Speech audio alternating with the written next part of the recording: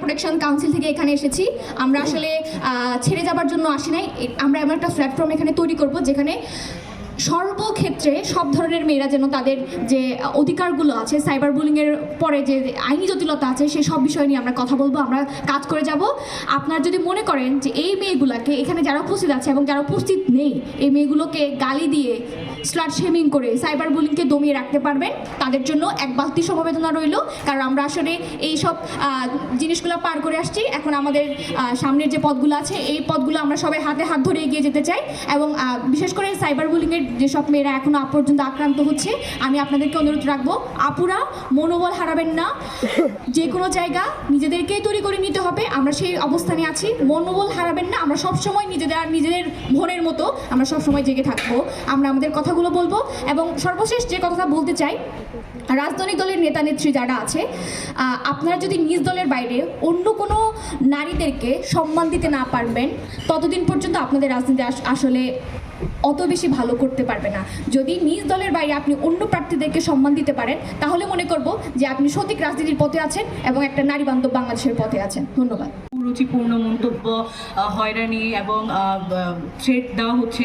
পুরুষরাও আসলে সেই জিনিসগুলো ফেস করছে এবং নারীদের ছবি যেরকম আসলে বিকৃত এডিট করে আসলে সার্কুলেট করা হচ্ছে, পুরুষদের ক্ষেত্রেও কিন্তু সেই ধরনের আসলে বিকৃত এডিট করা ছবিগুলো কিন্তু সার্কুলেট করা হচ্ছে।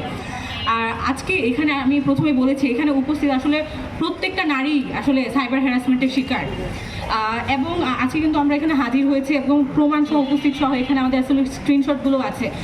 এবং আসলে যারা এই সাইবার হ্যারাসমেন্টগুলো করে, এই অমানুষরা ইভেন আমাদের ইনবক্সে পর্যন্ত হত্যা, ধর্ষণ, হয়রানির মতো থ্রেট প্রতিনিয়ত আমাদেরকে দিয়ে থাকে।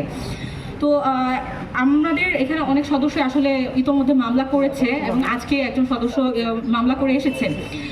আপনাদের সামনে এখন বক্তব্য রাখবে জান্নাতুল ফেরদৌস জুই, ঢাকা শিক্ষার্থী, ঢাকা বিশ্ববিদ্যালয়। বেশ কিছুদিন আগে যে কয়েকটা পেজ এবং গ্রুপ থেকে আমার কিছু ছবি, নর্মালি ছবিগুলোকে খুবই বিকৃতভাবে উপস্থাপন করা হয়েছে এবং অশালীন মন্তব্য, কুরুচিপূর্ণ মন্তব্য প্লাস মেসেজ রিকোয়েস্টে হত্যা, হুমকি, মব আশঙ্কা সহ বিভিন্নভাবে আমাকে হুমকি প্রদান করা হয়েছে। এবং আমি মাত্র গতকালই 7টা ফেসবুক পেজের বিরুদ্ধে মামলা করেছি এবং দেখা যাচ্ছে যে মামলা করার 24 ঘন্টা কিন্তু এখনও হয় নাই। এবং এই যে মামলা করেছি, এখনই এই মামলার জন্য আমাকে আবার বুলি করা হচ্ছে। এই যে আমার হাতে স্ক্রিনশট আছে, আপনারা দেখতে পাচ্ছেন। এই যে এখানে যে একটা পেজ, যে ফাইট অ্যাগেন্স্ট হিন্দুত্ব, ওই পেজের বিরুদ্ধে এই ছাড়াও আরও কয়েকটা পেজের বিরুদ্ধে আমি মামলা করেছি। এখন দেখা যাচ্ছে এখন তারা আবার এখানে আমাকে উল্টা আবার সাইবার বুলিং করতেছে। এই যে যেমন লিখেছে যে আমি মামলা করেছি, এখানে লিখছে কি মাওলানা যৌন দাসীর আমল নামে একটু নাড়া দিন। এরপরে তারাদের বিরুদ্ধে মামলা করেছি, তারা আবার এখানে লিখছে যে মামলা করে আমাদেরকে কখনো দমানো যাবে না, তারা তাদের কার্যক্রম চালিয়ে যাবে। তাহলে আমাদের যে নারীদের যে সাইবার বুলিং আমরা আমাদের নিরাপত্তাটা কোথায়? কে আমাদেরকে নিরাপত্তা দিবে?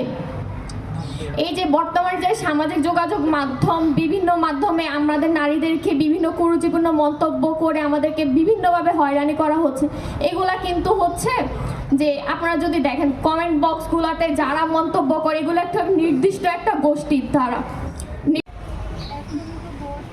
আমাকে কমেন্ট করছে, সে রাজশাহী বিশ্ববিদ্যালয়ের বাংলা ডিপার্টমেন্টে পড়ে। সে আমাকে খুবই কুরুচিপূর্ণ কিছু কথা লিখে, যা আমি বলতে পারছি না এখন। এই ছবি চলছে যা প্রথম যখন আমি ভীষণ মানসিকভাবে ভেঙে পড়েছিলাম, কিন্তু এখন এটা একদম সহ্য হয়ে গেছে, এখন আর গায়ে লাগে না। এখন 10 জন 100 জন আমাকে গালি দিল, ওইটা আর আমার গায়ে লাগছে না। ইভেন আমি আমার ফেসবুক ইনস্টা যেটাই বলেন, কোনো জায়গার কমেন্ট বক্স ওপেন রাখতে পারি না। নর্মাল যেটাই পোস্ট করে সেটার নিচে এসে আমাকে বিভিন্নভাবে গালিগালাজ করা হচ্ছে। এবং কিছুদিন আগে আপনারা দেখতে পাচ্ছেন যে একজন এমপি প্রার্থী যে ঢাকা বিশ্ববিদ্যালয় বেশ্যাখানা বলে আখ্যায়িত করছে। 1971 সালে ডাকসু ভবন থেকে 300 মিটার এলাকার মধ্যে রোকেয়া হলকে কারা বেশ্যাখানা তৈরি করছে, এটাও সবাই জানে। তো এই যে সাইবার বুলিং হচ্ছে এগুলোর বিরুদ্ধে হচ্ছে আমরা এখন পর্যন্ত আমাদেরকে যে নিরাপত্তা দেবে প্রশাসন, ভার্সিটির প্রশাসন, কোনো পদক্ষেপই আমরা দেখছি না। যখন আমি হচ্ছে ফার্স্টে আমাকে বুলি করা হয়েছিল এটা দ্বারা আমি যোগাযোগ, কিন্তু আমাকে কোনো প্রকার সাহায্য করা হয়নি। তো আমি যখন কালকে মামলা করেছি, এখন মামলা করার পরও আমাকে আবার উল্টা সাইবার বুলিং করা হচ্ছে। তো আমার নিরাপত্তার জন্য আমি যাবো কার কাছে?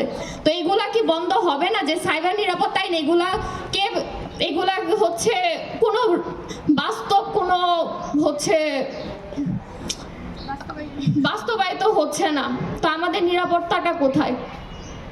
দিয়ে হাঁটি, যখন আমরা আমাদের ক্লাসরুমে যাই, যখন আমরা আমাদের ক্লাসের যে মেসেঞ্জার গ্রুপ, সেই মেসেঞ্জার গ্রুপে কথা বলি, তখন সেটা পরিণত হয় মব কালচারে। আজকে একটা বিষয় আমরা একটু বলি যে আজকে এই আনোয়ার টিভি, আজকে ডিইউ নিউজ, আজকে ডিইউ মিডিয়া নামে বহুত V4 পেজ 5 আগস্টের পরে তৈরি করা হয়েছে এবং এরা প্রত্যেকে একটা নির্দিষ্ট গোষ্ঠীর স্বার্থকে সার্ভ করে। এখন বিষয়টা হচ্ছে এই আলোচনার বাইরে গিয়ে আমি একটু আমার ক্লাসরুমের কথাও যদি বলি, ঢাকা বিশ্ববিদ্যালয়ে আজকে এখানে উপস্থিত একজন নারী শিক্ষার্থী কি বলতে পারবেন যে তারা তাদের ক্লাসরুমের মেসেঞ্জার গ্রুপে স্বাধীনভাবে কথা বলতে নিরাপদ বোধ করেন? একদমই স্পষ্ট ভাষায় সেটা নয়। এবং আপনি দেখবেন যে এই মব কালচারগুলো তৈরি করছে কারা? এই মব কালচারগুলো তৈরি করছে, সাইবার বুলিংগুলো তৈরি করছে কতিপয় সাধারণ শিক্ষার্থী, ব্যানারধারী ওই নির্দিষ্ট রাজনৈতিক দলের শিক্ষার্থীরা। তারা নিজেদেরকে সাধারণ শিক্ষার্থী দাবি করে, কিন্তু তারা নিজেদের রাজনৈতিক দর্শন দিয়ে একজন নারীকে একটা বেশ্যা হিসেবে কল্পনা করে। তারা তাদের রাজনৈতিক দর্শন দিয়ে তাদের মতের বাইরে অবস্থান করা যে কোনো নারীকে তারা হচ্ছে বিছানায় নিয়ে যেতে পারে, এই রকম নোংরা চিন্তা দিয়ে হচ্ছে তারা কল্পনা করে। অর্থাৎ একজন নারী সহপাঠী হিসেবে আমি যখন সেই কতিপয় সাধারণ শিক্ষার্থী নামধারী ওই সহপাঠীর সামনে গিয়ে কথা বলি, তখন আসলে তার দৃষ্টিতে যখন আমি ওটা দেখতে পাই, তখন আমি কিভাবে নিরাপত্তা বোধ করব? আমরা বারবার করে নির্বাচনের সময়গুলোতে, আমাদের এখানে যখন ছাত্র সংসদ নির্বাচন হয়েছে, আমরা বলেছি যেখানে যৌন নিপীড়ন বিরোধী সেল সেটা কার্যকর করা, এখানে হচ্ছে মনিটরিং সেল কার্যকর করা। আমরা কিন্তু বিশ্ববিদ্যালয়ে নির্বাচিত প্রতিনিধিদের এরকম কোনো কাজ করতে দেখি নাই, যদিও তারা বলেন তারা ছাত্রদের ভোটে বিজয়ী হয়ে আসছেন। আমরা একটা বিষয়ে নজরুল অনেক আগেই বলে গেছে যে বিশ্ব যখন এগিয়ে চলেছে, আমরা তখনও বসে বিবি তালাকের ফতোয়া খুঁজছি ফিকহ হাদিস চষে। এই যে ফিকহ হাদিস, আজকে যদি আমি এই কবিতাটা এভাবে করেও বলবে এটা হচ্ছে ধর্ম অবমাননা করছে। আজকে এই অজুহাত দেখিয়ে আপনারা হচ্ছে ভোকাল নারীদের, যারা হচ্ছে অন্যায়ের প্রতিবাদ করে, যারা নারীদের স্বাধীনতার পক্ষে কথা বলে, তাদেরকে পুরোপুরি মিস কোড সেটা আবার আসছে। তারপর আবার এখানে আছে এদেরও বুলিং হয়, মানে আমরা মানুষ না আসলে। তো আপনারা নিজেরা একটু দেখবেন যে আপনারা যেগুলো কথা, মানে এখন যারা সামনে আছেন সাংবাদিকবৃন্দ,